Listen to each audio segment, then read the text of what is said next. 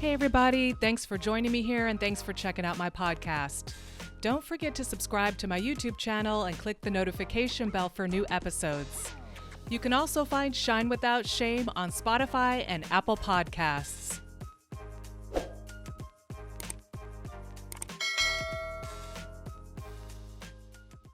Okay, cool. Well, Lani, thanks so much for joining me today. I'm so excited to have you. Yes, thank you so much. I'm thrilled to be here. This is great.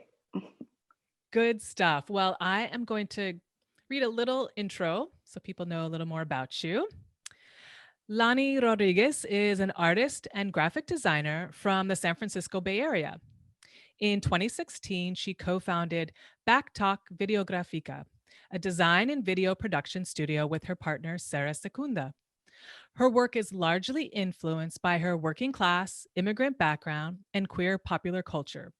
She spends a lot of time thinking about how we can heal the relationship to our bodies and how to visually amplify the power of women, non binary, and femme identifying people.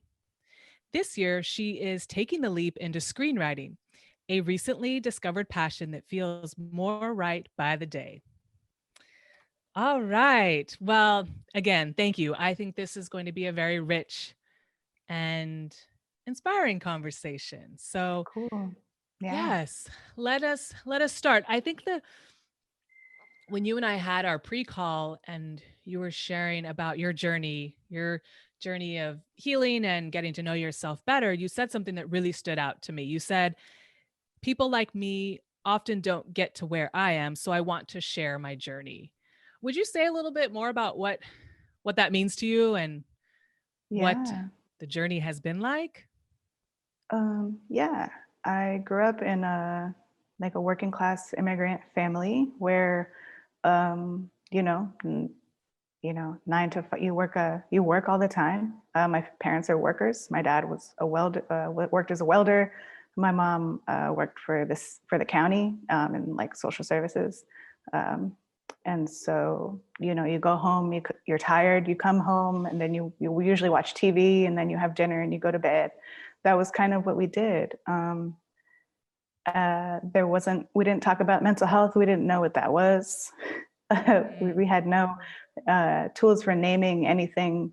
So that was our world. Like that was the world that we had, right? We kind of looked to media and cinema to kind of make us feel something good. And we had joy in a lot of other areas, but I think starting from that place, I didn't have a lot of tools for understanding myself.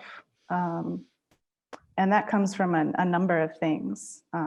Intergenerational trauma, which is something that I've learned over the years, has definitely been a part of my family and a ton of families. It's just, Mhm. I think we're finally in a moment culturally where like you can, with Instagram and like all these social media tools where people are talking about, naming your feelings and getting to know who you are and, setting what a boundary is, or, the Yeah. ways that we kind of learn to slowly kind of shut ourselves down as we grow up. And, we start out so full of joy as children. And I think adolescence particularly is like a really hard time in this world, in this country. Is a very hard time for Yeah. kids, especially when, you might not have like role models really around you doing different things than the people that you know directly around you.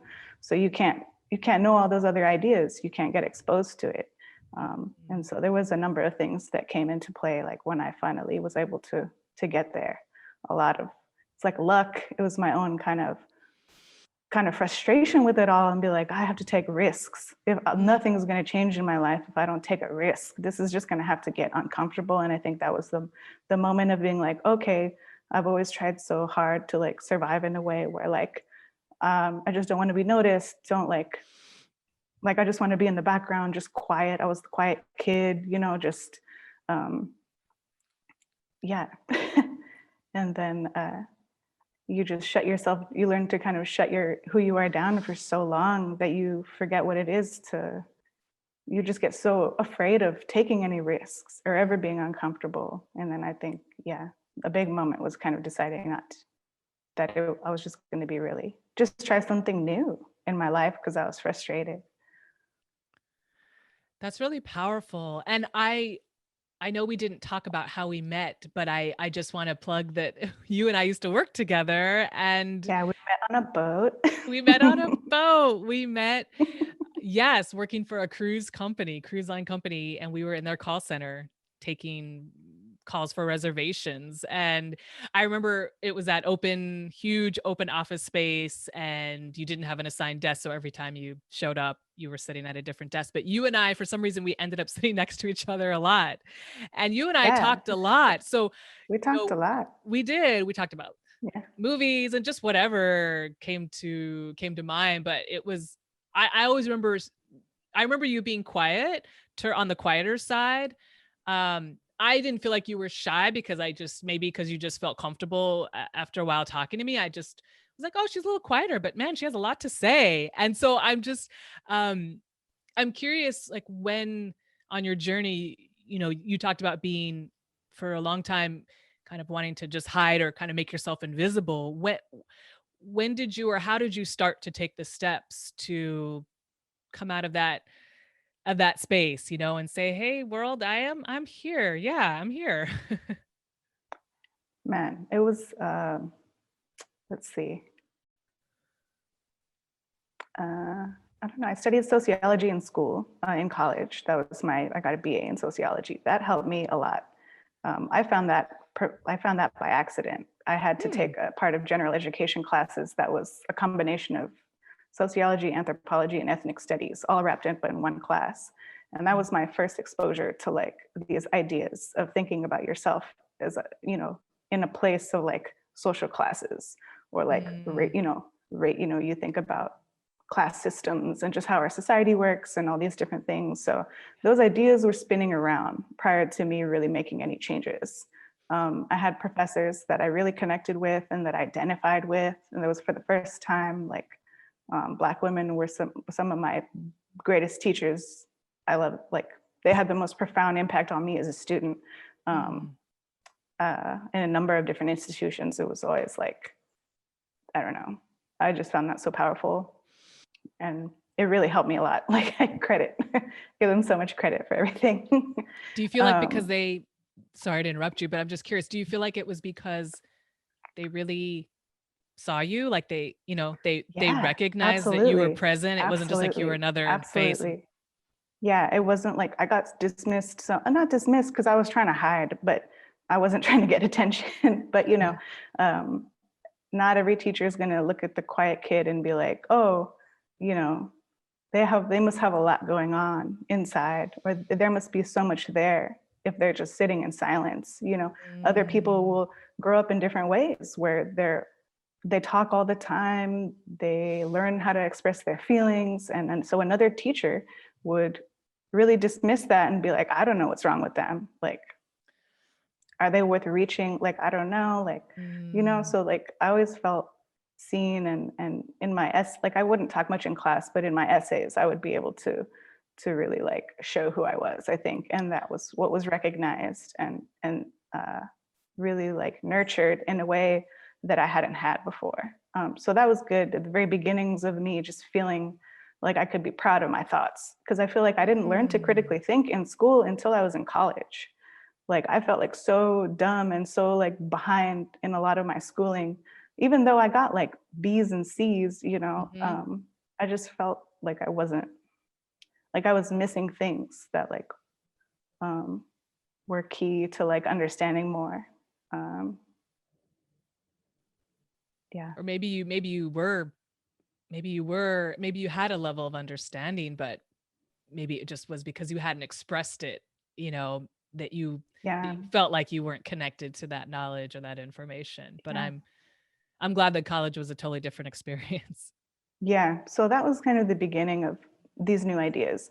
And then I honestly, I got frustrated with working the way I was working, like the whole like kind of 9 to 5, doing work that was really unrelated to what I studied in school, and just feeling like I had so much more to give in the world. And that really wears you down if you do that for a long time. Me personally, I just felt like so kind of exasperated and just like really, I got dumped like in a really terrible, so a lot of things like the kind of career, like I didn't really know what I wanted to do for a career, Mm. like in my family, you're lucky to like, you know, get a job with the county and then you'll get great retirement and like, you know, benefits. And that's how we think. And there's nothing beyond that. And that's reality for us. Like, that's not a bad thing. It's just the way it's said, like, that's what we're handed. Right. So, um, I just got, yeah. So it was a mix of kind of this kind of emotional turmoil I was in mixed with this frustration over like the work I was doing. And that I think made me at one point be like, I'm going to apply to grad school in New York. And I was living in the Bay Area at the time. So I think that was the first leap. And people, my brother had gone to New York as a teenager and studied over there. But basically, like, I think taking that risk, applying to school and actually getting in gave me a ton of confidence into a program that only accepted like 15 people. That gave me a ton of confidence that maybe, wow, like someone else believes in what maybe I am doing, or they want to give me a chance. So I have to take it, you know? So yeah, I like flew away. I think leaving where I was from was a really big help, just in a way to experience more of the world.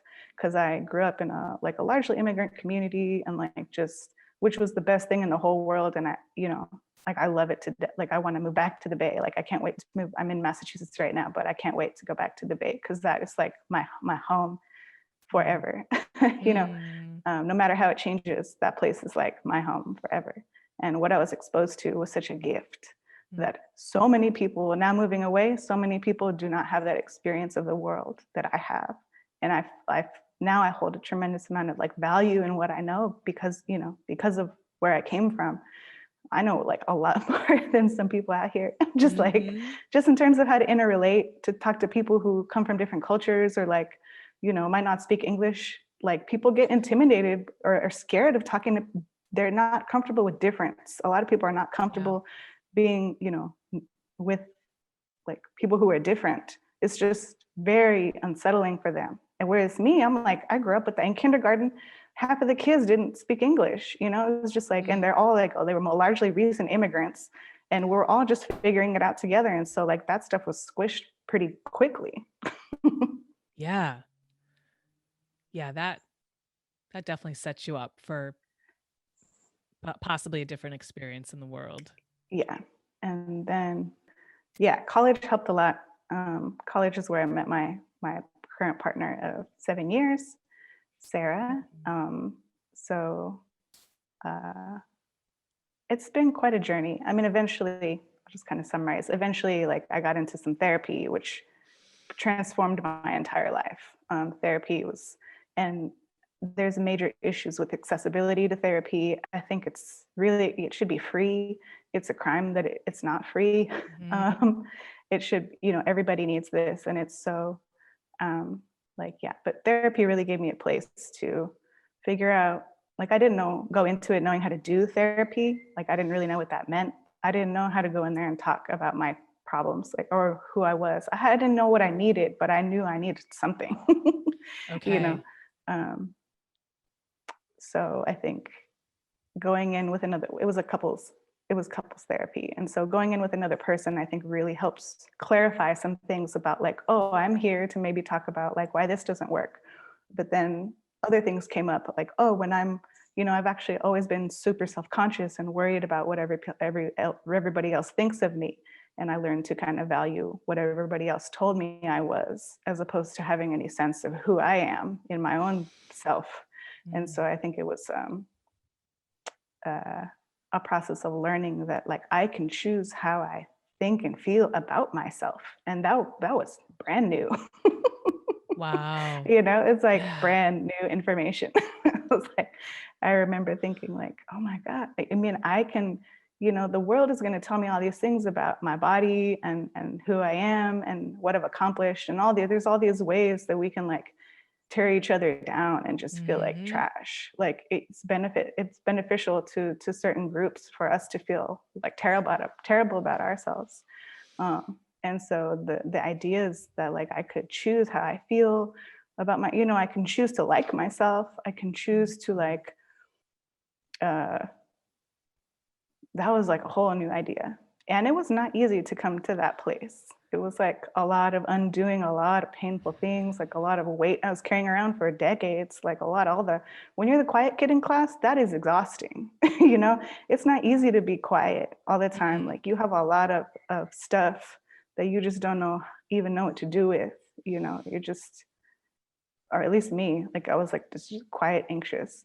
When I met you, I think, you know, I learned to be that cool kind of person that was just easygoing in all the ways. So I found my way to survive. You know, like my dad is a very charismatic, funny guy, tells great stories. Like I said, I come from a line of great storytellers, like such a gift. A lot of culture, a lot of art. I was exposed to a bunch of beautiful, beautiful things. Um, but yeah, when it came down to real kind of emotional things, I didn't have the language for that. And oftentimes, like whenever I got uncomfortable, I would just check out and be like, you know, bye. Like it was so easy to just ghost on people, just like not engage, just it's so easy to just step back. And that was like my typical approach to things for a long time. Um, So yeah. when we met, you were saying that, or when we were working together, that you were sort of more in survival mode. You can kind of go through the Yeah. motions of Yeah. knowing how to interact I with could have a good people. time. Yeah. hmm Yeah, That's like so I had built interesting. this kind of personality of just like, and I didn't think about that at the time. That's just who I was. Mm. But it was also just who I was at the time, which, you Yeah, know, um, but that's I love to legitimate. tell jokes. I love to like joke around. Yeah. I mean, by that point, I was a little different. In high school, I was pretty quiet. I had my like small group of friends, but I wasn't like how you met me. I wasn't that open of a Okay. person. Yeah, you definitely I remember you told some jokes. You always were telling jokes. But I think I saw more to you than just that exterior, like easygoing. Cause I know that no one's can always be completely easygoing. That's just not, I know that that's just not truly like possible to like live in that and feel like comfortable in that. But I think it was so meaningful to me, which is why I reached out to you after however like 8, 9 years or however long it's been since we worked together, since we've really talked to each other, because I remember that when you and I kind of had our one-on-one communications and shared, I always felt there was depth there, you know. I always felt like you could talk about meaningful things and deeper things than just like whatever was kind of the trend on trend, or you know. So I think for me that was what I saw in you. And like you're saying, that was like where you were at in your evolution. Like we have these different versions of ourselves. It's not that we can like deny those versions, because that is legitimately who we are at that Yeah. time. With the best we're working in the best way we can with the consciousness and with the kind of the knowledge that we have. So I appreciate you saying like, yeah, that's where I was at. You know, I've evolved since then, but that's where I was at. Yeah. It's weird because at this on the one hand in my family, it's like there was so much art and culture, and my parents are very honest, loyal, good faith, like Sarah says, good faith operators. I come from a line of good faith Mm, operators. You know, we're not going to like do people wrong. Once we kind of, it takes us a while to trust certain people, trust people, but those who we trust, they're like part of us. Like we're all, you know, we'll never like wrong people in those ways. So I think that is a core part of me that I have, um, that I greatly value. That I think maybe some of what I mean, I always felt like you were very like good at reading people and like just had like a very kind of sense of that you had done some healing like already, or that you had like just understood people, or like just had done a lot of self care and things like that. I remember you used to talk about like you used to be able to identify like little bits of you're like, oh, I'm feeling a little low energy. I'm gonna like eat some salmon and maybe a little bit of this. And I was always like fascinated that you like could tell that much about your body. I was like, that's awesome. I was like, you're so in tune with it all. Like, I love it. Like, I wouldn't know what to do. Like, maybe now a little bit more, but I was just really at yeah. that time when we used to talk, I just always was like fascinated by that. I really appreciate that you appreciated that. That's so funny Yeah. that that I stood was out like, to you. wow, Tiff like knows exactly, or you're like, I'm gonna try cutting out wheat for like a little while and see how I do. You know, I was like, yeah. I love it. Yeah, it's only gotten more intense, girl.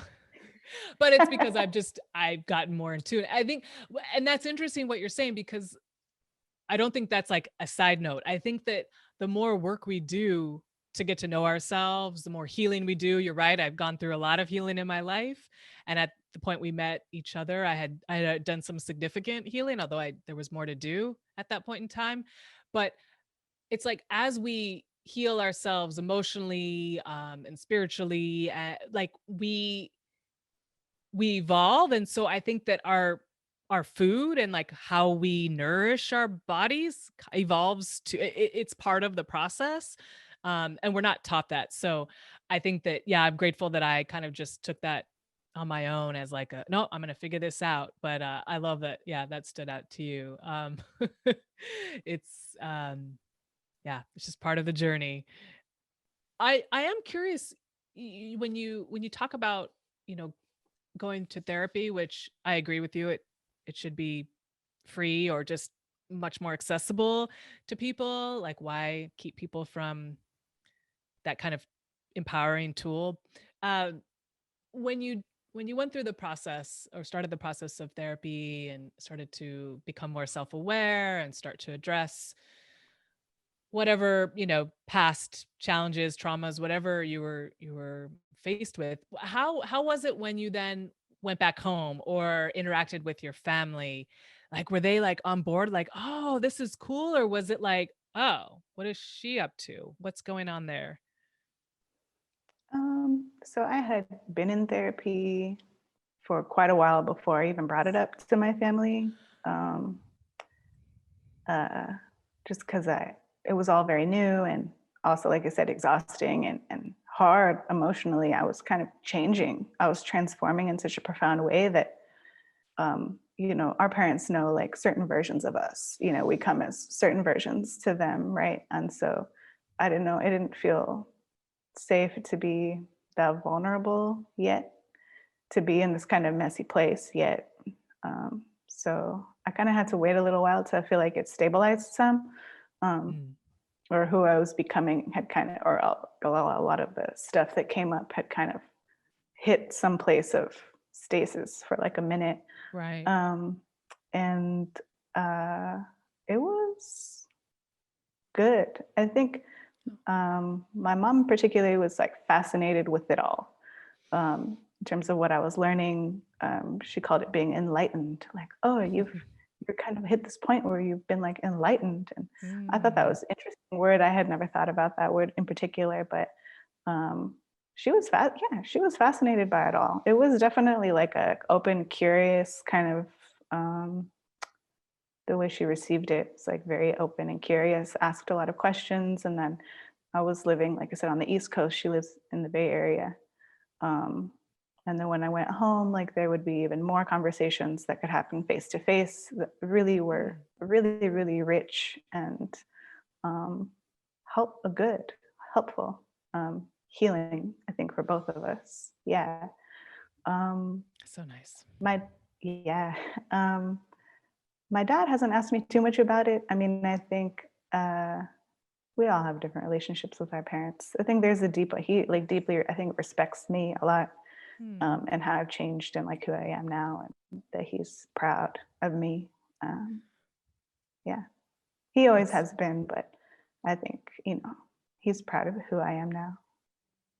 Yeah, and also I think distance also makes bonds become stronger, when you don't live Yeah, so close, yeah, because there's some time and space to think about the other person and appreciate hmm, them. That's I'm so glad that they've been supportive. yeah, And how is it for you? I like, people talk about this idea of going, like grown adults talk about going back home for the holidays or just going home to visit, and they become like 12 years old again sometimes. Is it hmm, like, from your perspective, do you find yourself able to kind of walk that that new stance that you've created? And um in terms of, having this awareness, is it yeah, comfortable, or is it, yeah. and do you find yourself like exploring? I'm curious, like, are you more reflective now that you're more aware? Are you more reflective of what's going on with your family Oh and the yeah, dynamics? oh yes, yeah. I have a lot to say about that. Let's start with uh, Yes. Yes, yes, affirmative. Yeah, I think it's when you see everything in a different way. When after you have therapy and you go back home, you're gonna see a whole new world. You see everything differently. Everything. Um, from everything, everything, expressions, mannerisms, Mhm. ways, dynamics, ways of engaging, ways that maybe like things that might have been like unhealthy in the past, or like kind of like the result of like not really having any sense of what boundaries are, right? Even like just emotional, like not even like there was violence or anything like that, but it was just kind of, ways that we would all learn to like engage with one another that would just felt comfortable because it had happened that way for so long. But actually, when I went to New York, is the year that my parents split up, and so I think that you know basically created whole new dynamics in general. My family had stayed, if my parents had stayed together, I think it would be more difficult to go back home, actually. Mm. But since they split apart, I kind of experienced them alone, each one, and that was, I guess, easier because they were going through all new things, and so was I. So we could all just arrive as new, changing people, which is just how it worked out. So, Yeah. Okay, that makes sense. but yeah, it's hard. It's hard. It's I mean, I'm not a therapist, I can only tell people what I've learned. Um, but as much as, I have a whole other set of feelings about, kind of, um, wanting people to realize things about maybe themselves or how they operate. But I'm like, that's not my place. It's not like I can't, that you hear a lot about it, like on Instagram, on social media. You're like, you can't fix other people, at some point. Like you can't just tell them everything and they're just automatically going to get it all. Like that, it doesn't happen that way. Everybody has their own journey and makes their own progress or doesn't. And like that's just how, I've arrived at a place of peace with that for quite like maybe 2 3 maybe like 2 years. It was hard, and it kind of made me a little bit depressed to think about the ways in which like you know almost like survivor's guilt, a little bit of like, oh, I've been Mm. able to get a tremendous amount of opportunities, and because of all these different factors, and folks that my family and other folks I know haven't been able to access those things. And so um, but I think when I return and I'm a different person, like they have to engage with me differently, right? So I think they've been open Right. to that. I don't think there's been like a lot of resistance in that way. They're more fascinated, I think, because like I said, new ideas. Like you got a new idea, someone interacts with you different for the first time ever, and you're like, you have to change. It changes you. It changes you. It has to. Even if it's Absolutely. uncomfortable or you shut it out, or you're like, oh, I don't want to, why are you acting like that with me? Like it's going to change you. You're going to go think about it later because it was something new that happened to you. Yes. Yes, you dropped so many little gems just now. Yes, I feel the same way about well, one thing you said which I resonate with is this desire of wanting people to change. I for me and I think there's a difference between like wanting people to change, uh and like almost um being judgmental that they haven't or that they won't or that they aren't. There's a difference between that, obviously, and then just knowing like what it's like to taste more sweetness and wanting that for other people.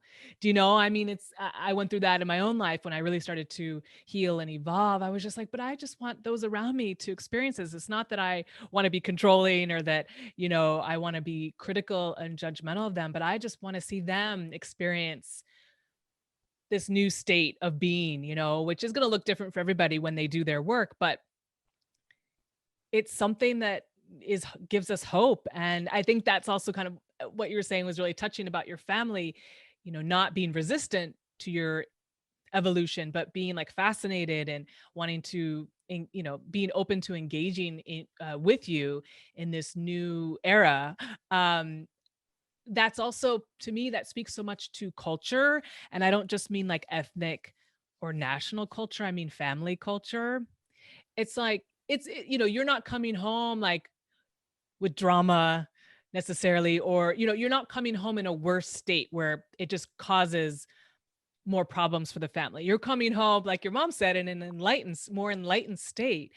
And that's really beautiful that your family acknowledges that and recognizes that, because they see that as a good thing. You know, for some families, when one person does well, they do want to tear that person down, right? Because, oh, why do they get something good? Why can't I get, you know, it becomes that like competition and like, well, you know, you're not going to win. I'm going to make this like, you know, I want to turn this into a lose-lose situation. Whereas like in your family, it's so beautiful because it's like, oh, someone in the family is stepping forward to like change the family. Like you're part of changing the family culture, even if right now it's just kind of mostly you who's maybe taken that journey. Although I know you shared your mom has taken some steps on that journey too. So I find that really inspiring. Like you're serving as like a reflection to people in your family of like, oh, we can change, things can get better, we don't have to stay. And we have like the next generation who's showing us that.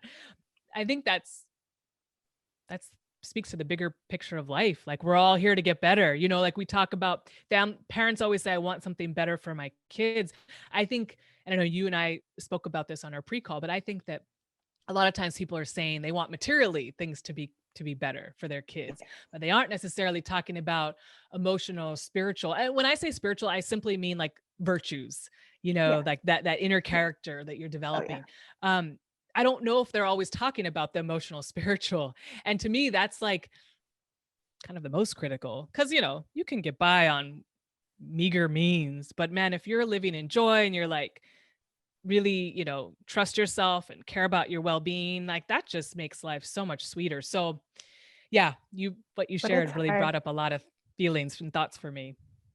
That's yeah, but it's hard when you come from like a line of trauma, especially for women. Women, what couldn't get a women used to get married to survive. Like they couldn't get a bank account in their own bank account in this country till like pretty recently. I mean, if you think of all Hmm. of history, so it's like there was so little space to figure yourself out. Like I think it's the sign of the times too that I'm able to even heal in this way, to do this, to do what I do, to work the way I do, to break maybe some, traumatic lines, that Yeah. have passed through, is because of this moment, like I don't know if it could have happened sooner, culturally, just because um, it's been so hard. I mean, there wasn't the language for it, Hmm. just a lot of A lot of barriers, huh? just things have been crap for women for like a long time. Yeah.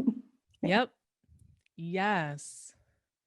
Well, I'm curious if you're interested in talking about it. I'm curious. You shared with me about some of your relationships, some of your romantic Yeah. relationships Yeah. Yeah. with women, and the challenge that you have experienced in your relationships with women, where in some cases they wanted you to, I think you described it as they wanted you to be more like a man or be more like a woman or Yeah. be more masculine, be more feminine, maybe. And for you, you were like, wait a minute, I just want to be myself in this relationship. I thought that was really an Yeah. interesting um, insight. And I would love to hear more about that experience.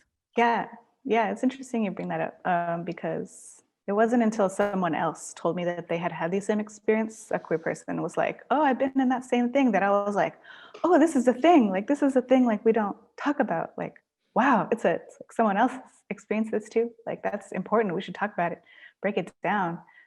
Because yeah, at the beginning of a relationship, it could be like you don't see those things really happening as much. But then, after some time, there are just little things that come up that maybe show you, like, if I have a partner who's like very femme presenting, like might wear makeup or um, and then I kind of just always wear the same thing every day. I was like, like I don't really label myself in terms of like those like butcher femme. Like I love that those terms are great. I love them. Like they're awesome. But me personally, I've just kind of just always felt like identified as me. Like, I don't know. I never really decided to put like a word on it. But yeah, in my relationships, sometimes, I would get these messages of like, oh, I thought you were more of the man. Like, why are you doing that? Like I had crossed a line to some degree. So I think there was maybe one instance where I wore something like a little bit more femme, like, or I maybe put some makeup on or something just for fun.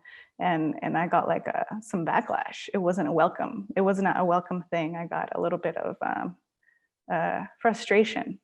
Like I was kind of destabilizing who my partner thought they were in relationship to me. So I'm like, if you're also femme, who am I? Like, and it just kind of rocked their world. It was very weird. And then in You said that another, they yeah, shamed and you then even in a yeah, well, sense. yeah, definitely. Yeah, there was another incident where another time when I was at a club dancing, and we were just dancing, and at the end of the night, it was like uh, my partner was upset that I think I danced. They thought I danced too feminine, and they wanted me to dance differently. Like they had been angry, like basically some of the evening, that I guess I had danced in a way that was maybe like too, I don't know, sexy. Like I don't know. I'm like Latina. Like I grew up in a culture where we move a lot. Like Yeah. I that's how I grew up dancing. So I don't know, but it was just kind of a wake up call that like, oh wait, like you want to be the sexy one, and then I'm the other part of that, like the opposite of you, and that's what makes you feel comfortable. And if I start just being me in these ways, like it's going to be a problem. Like it's not something that they enjoy, and then it makes me have to like shame. Yeah, I feel like ashamed of how I expressed myself as a person, and I'm like, we're queer for a reason. Like if I wanted to kind of just uh reinterpret these, or just kind of Mm-hmm. reinterpret like just the same kind of like very hetero dynamics, Mm-hmm. um like if I wanted to do that, like I would probably be straight. Right. Yeah, I found that so interesting when you shared that. Like what so I mean, you said this, one partner shamed you for not operating in the way they wanted you to operate. I mean, just as much as you insight as you have into that person, is it yeah, it's really that they had in their mind, I guess they had clear ideas of like, okay, you're playing this role, I'm playing this role. And that Yeah, was was there a just had to do conversation with with like them? Like were they open to transgender. exploring? I didn't know have the language for that at the time. Oh, I was just something I fair felt enough. very like inside, and then like it was until like a couple of years later that I was like, or until I talked to someone at a party who was like, "Oh, I've been the man and the woman." Like people have thought I was the man and the woman in my queer relationships too. I'm like, "Oh, like let's talk about this." Wow. Like these people who just kind of fall in between, because some people are just like, "I'm like this. I'm gonna be this. I'm clearly this person," Right. but some of the other, I mean, it's just, I think gender is introduced at such like a young age that I think it just has become such a part of who we are. And Mm-hmm. that's what you see with like a lot of toxic masculinity stuff. It's like, I have to be the man, and it's all of these things. And if Right. I'm not, then who the hell am I? Who am I? And Mm-hmm. it's like, we can be everything we want to be, like that's why like we can be everything and all of it. We can be all of it. Yes. It's these boxes that we get shoved into that I think start to limit our world. Yeah. Yeah. That's very interesting. But Mhm. now I know you've shared that your current Yeah. Yeah. relationship No. is Yeah. No. I found much more a open. wonderful person who's like just as like open and accepting of all my parts as I am them. So it's great. Yes. Yeah. I'm It's so nice. glad. But they also had that experience of Mm, kind of taking on like a man kind of man role, or just kind of having like very remote emotions, and um even just being non-expressive, just kind of in the back, cool. But then they could never be loud and make like sexy, or like, just feel themselves in a different way. Like it was just not part of the relationship. And I'm like, how sad, to feel limited when relationships should be a place where we feel free to be us, I think. yes. Mhm. Yes. That's huge. I'm sure that deserves its own podcast in and of itself. Yeah. Yeah. Yeah. Yeah. I think so too. No, definitely. Yeah. But yeah, it's like, I mean, yeah, we shame each other in all these different ways. Yeah. I mean, it's just ways we learn to function in the world, you know. It's just awareness is what's key, you know. And I feel like I grew up in a family of like very observant people. Like when you're quiet, you observe. That's what you're doing with your time, right? And so I think that Mhm. power of observation has helped me like a lot. Just going into therapy and even becoming even more observant of all this other stuff to observe. But it's just part of my personality. I don't know. I'm a Virgo. It's like prior to healing, like I really didn't feel like I identified with anything that's like kind of described as like a Virgo trait. But now that I've done a lot of like therapy and just kind of come to more of like who I actually feel like I am and been able to express it. Now a lot of those things that they describe, I'm like, oh yeah, I totally do that. Or, you know, like I just feel like naturally inclined to do that. So I'm like, that's funny that this horoscope says somewhat of the same thing, but you know, You take, yeah, it's fun. It's it's fun. fun. You know, some people are like, oh, how can you do that? Or like, they're just naturally oppositional. My partner's like very naturally oppositional. Okay. And they're like, oh, like, I don't believe in that. But then I'll read them their horoscope and they'll be like, let me see. Let me look at that. Let me look at it. I know some people who So, base, and I don't know if it's a generational difference, but some people base who they're going to be in a relationship with on horoscopes. And I was like, wow, no, actually that doesn't factor in for me, but for some people it's very serious. It's yeah, there's interesting. that Indian matchmaking show on Netflix. Oh yes, They love that said the show. matchmaker on that show said that like that the astrology match has like a high match rate and people stay together. So I was like, wow. Not that I'm gonna do that, but Right. you know, I was fascinated that they even use that as Yes. part of it. I was like, Yes. ooh, that's cool. I know. It's churn out like, I don't know, like a 40-page document on each person and their biostatistics. That's really fascinating.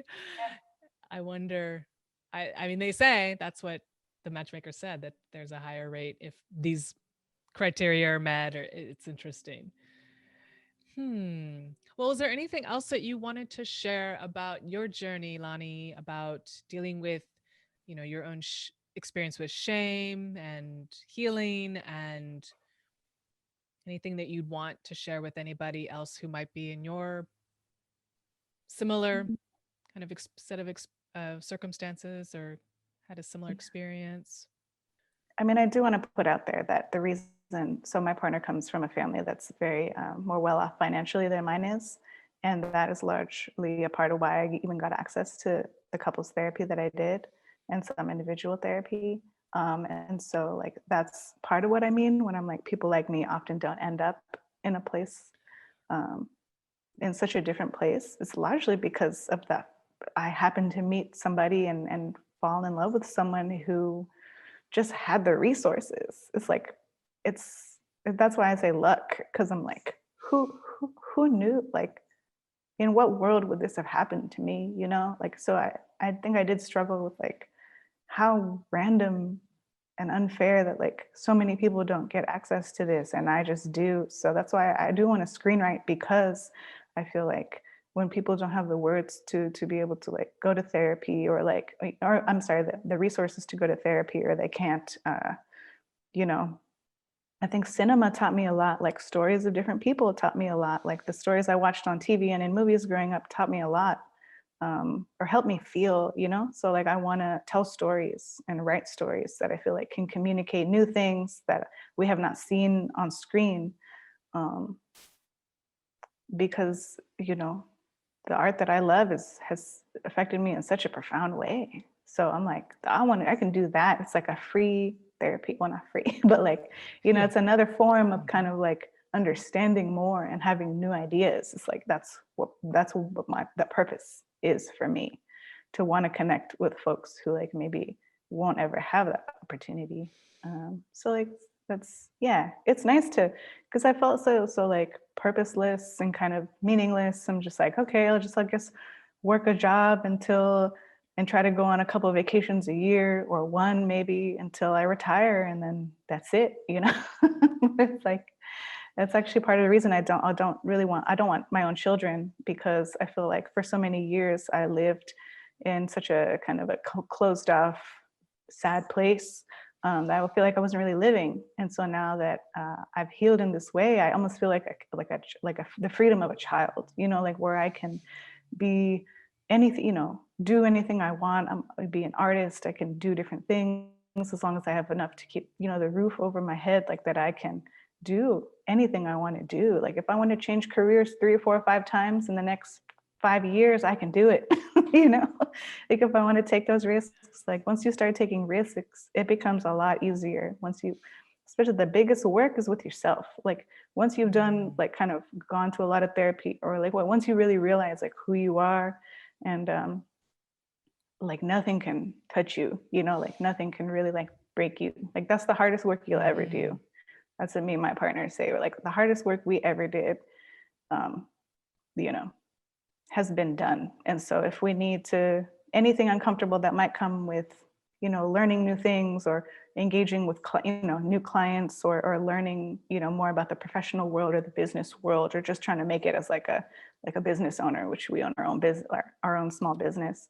Like all of that stuff seems way easier once you've done a lot of internal work like that. It's just like, oh, nothing's going to be as heavy as that stuff was.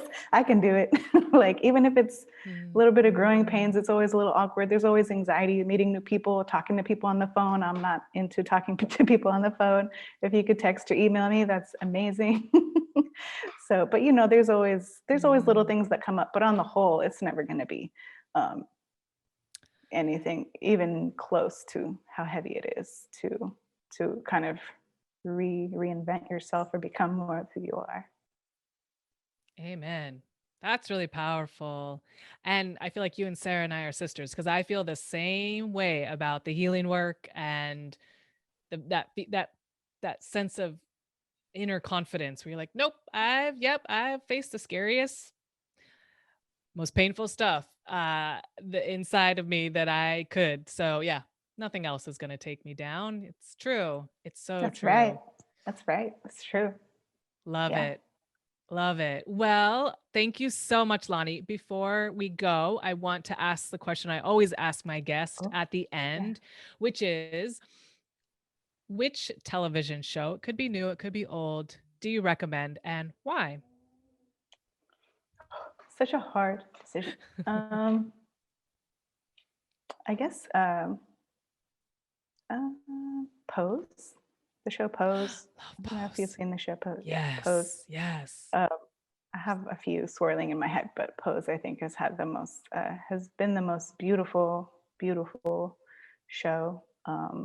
That shows like Black and brown queer folks in New York, in the city, in the ball culture, like ball voguing culture, and the homes that they create with one another, and the families that they create with one another, and just the innovation and the creativity. My favorite documentary is Paris is Burning. And so when Yes. I saw Pose, I was just, oh my, like I was starving to see that era on screen.